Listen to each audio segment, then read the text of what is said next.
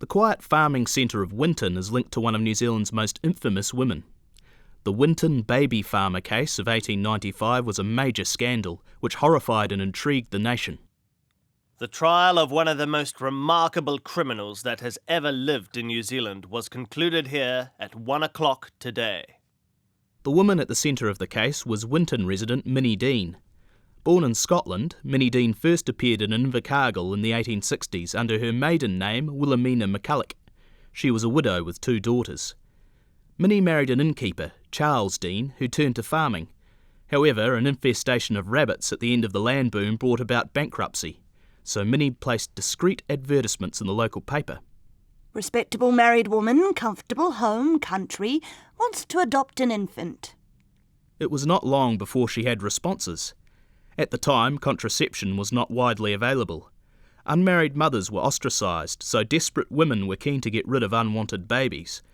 Minnie would take in the babies for between 5 and 8 shillings a week, or a lump sum of between 10 and 30 pounds. Then she would supposedly adopt the babies out.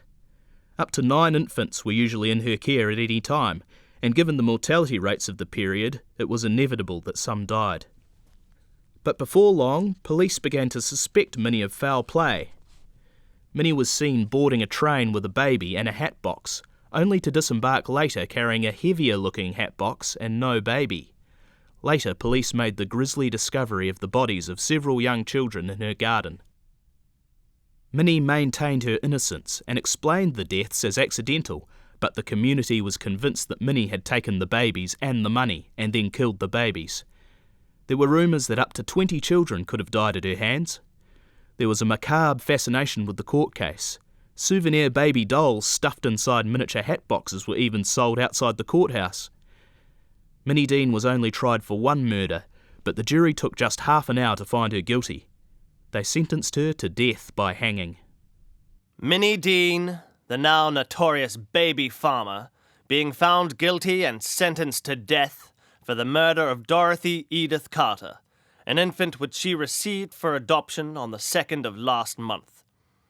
The announcement of the verdict was received by the prisoner with remarkable composure, and she was asked the usual question as to whether she had anything to say why sentence should not be passed upon her.